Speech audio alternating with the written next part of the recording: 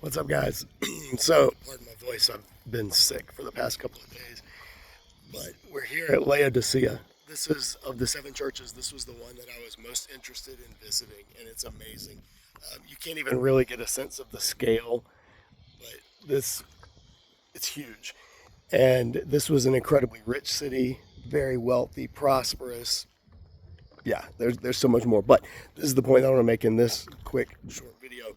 Um, for years, for decades, one of the main things you'll read about this in any commentary is that when Jesus says, I wish you were either hot or cold, but you're lukewarm, so I'm going to spit you out of my mouth.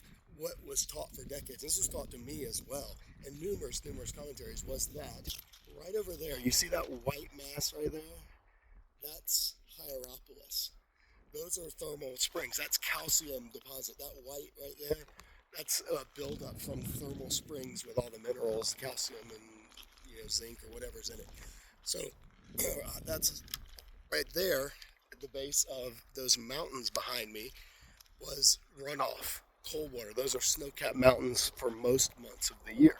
So the standard teaching was that here at Laodicea, they would have their hot water brought in via aqueduct from Hierapolis, their cold water brought in via aqueduct from Colossae, and by the time it got here, it was neither hot nor cold, it was lukewarm. Well, our guide was saying recently in the past 10 to 15 years, archaeological consensus is shifting, and they're saying no, there's actually no evidence that there was an aqueduct that brought in hot water from over there. And that the cold water actually just came from the mountain runoff over here rather than from Colossae. I don't have the archaeological expertise to verify or to challenge or to even evaluate those claims. But, and I'm going to probably have to go back and reanalyze some of what I've taught on this passage over the years. However, the main point is unaffected. The main point is hot does not mean on fire for Jesus and cold means spiritually dead. No, here at Laodicea, they could look right there and see that's what hot water looks like. And right there, that's what cold water looks like. Now, regardless of whether they did or didn't get their water piped in here, water here would have been lukewarm. And so Jesus is using the image of the city to talk about, hey, I wish you were either hot or cold, because both of those things are useful. What's not useful is lukewarm. Now, the details, the hydraulic logistics of did they get their water piped in, and by the time it got here, was it lukewarm, etc. Like I said, I can't evaluate that or the archaeology behind it. And archaeology is as much an art as it is a science. But it's really cool to be standing here regardless and seeing the main point of that message. Hot, cold, lukewarm. So anyway, I just wanted to share that with you guys from on site here at Laodicea. And we're about to go through a little excavated area. Oh, this is kind of cool. Yeah, so anyway, I just wanted to give a quick video short to let you guys know that's something that I've learned on this trip. And I'm going to have to give it some thought and see where I end up. I do know the ESV Archaeology Study Bible does make the point that there is no evidence for hot water having been piped in from here. I think that's what they say, or maybe they said there's no evidence of cold water. I have to go back and look. It's been years since I've reviewed it.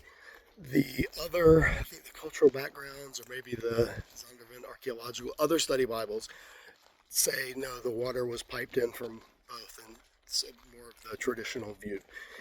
Um, so anyway, I don't know. Like I said, I don't know where I landed. It's hard to evaluate too, because you want to get counter positions. You want to hear good arguments for both, for either, and then be able to weigh them. And obviously I can't do that right now because I'm on the trip. But anyway, something to think about. And check this out. We're coming up on a theater here. I'm going to keep this going for a little bit longer than I anticipated, just because I want you guys to see this, because it's pretty awesome. This is all recent, by the way. This has been excavated in the past few months, our guide was saying. But check this out. We're coming up on a theater.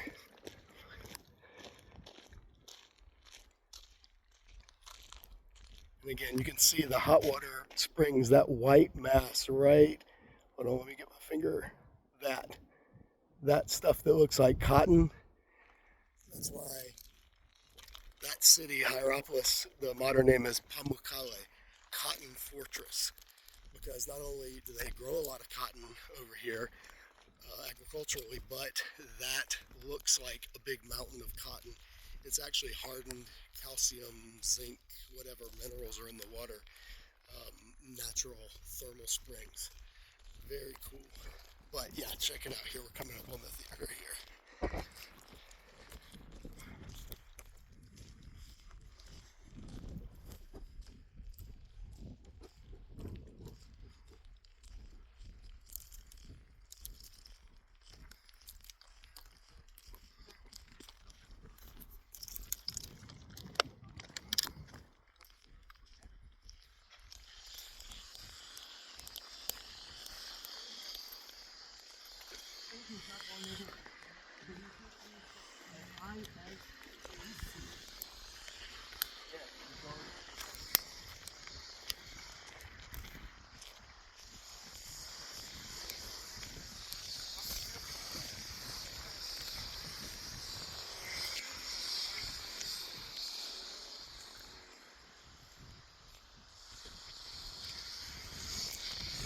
I said this is somewhere around 20,000. Sorry, I'm putting my earpiece in so I can hear our guide. They're saying about 20,000 or so people in this stadium. It's not stadium, in this theater. Again, overlooking the hot springs of Hierapolis. And at the base of the mountains where the cold water would have come from. So this is Laodicea, Disciple Dojo at the Seven Churches of Revelation. I think this is my favorite. Ephesus was pretty amazing. It's a toss-up between this and Ephesus. Unfortunately, I was sick the day they did Pergamum and Smyrna, so I missed Pergamum. Pergamum, I think, has a bigger theater than this. But anyway, there you guys go.